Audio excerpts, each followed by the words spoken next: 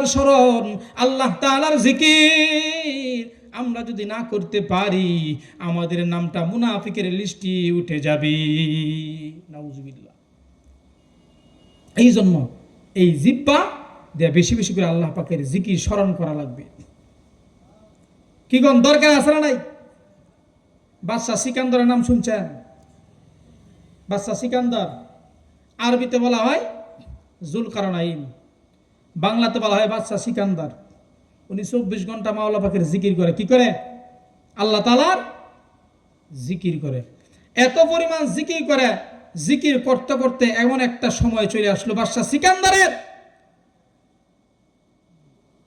আল্লাহ তাআলার প্রতি তার এমন একটা ইশক আর মুহাব্বত আর ভালোবাসা সৃষ্টি হয়ে গেল। বাদশা সিকান্দর বলে, ও আমার পরিবার অধীনস্থ লোকেরা শুনো, আমি যখন মারা যাব, আমি মারা যাওয়ার পরে আমার লাশটা যখন কাফন ছড়াইবা, কাফন ছড়ানোর মধ্যে দিয়ে আমার দুইটা হাত দুই পাশে দুই দিকে বাহির করে রাখবা। কি করে রাখবা? কাফন থেকে দুই হাত বাহিরে রাখবা, আলাদা রাখবা। বাদশা সিকান্দর কেমন বাদশা ছিলেন জানেন? একদিক থেকে সূর্য উদিত হয়, আর একদিকে গিয়ে সূর্য অস্ত যায়। গোটা পৃথিবীর বাদশা ছিল বাদশা সিকান্দর। সুবহানাল্লাহ। এই পৃথিবীতে 4 জন বড় বাদশা ছিল যারা গোটা পৃথিবী শাসন করছে। এই 4 জনের ভিতরে 2 জন হলো ভালো আল্লাহওয়ালা তাকওয়ালা বুজুর্গ, আর 2 জন হলো জালেম বেঈমান কাফের মুশরিক। সেই যেই 2 জন আল্লাহওয়ালা তাকওয়ালা বুজুর্গ ভালো,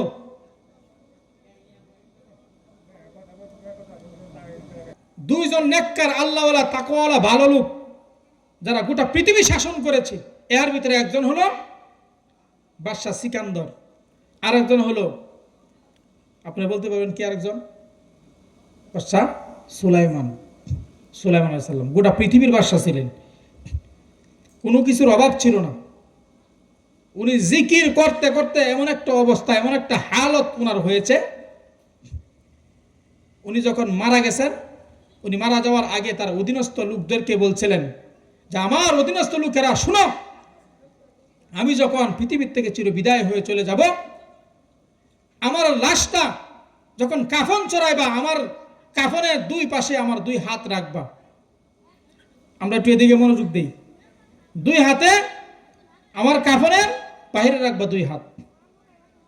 তো বাদশা মারা গেল, বাদশা সিকান্দর মারা যাওয়ার পরে 2 হাত কাফনের বাহিরে রাখছে, তাইকা এলাকা ঘুরাইতেছে।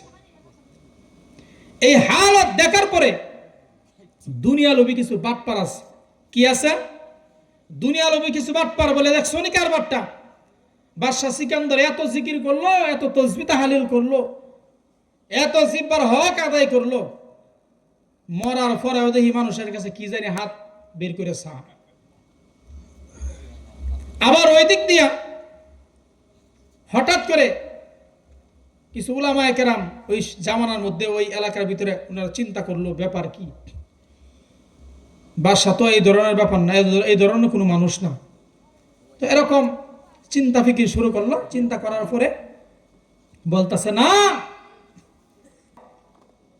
2 হাত কাফনের বাহিরে রাখছে এই জন্য না, দুনিয়ার মানুষের কাছে কিছু চায় না। তাহলে কেন? বলে দুনিয়ার মানুষকে সবক দেয়া গেল, ও দুনিয়ার মানুষ শুনো, গোটা পৃথিবীর বাদশা হওয়ার পরেও আজকে আমি খালি হাতে বিদায় হয়ে যাইতেছি। সুবহানাল্লাহ। ও তুই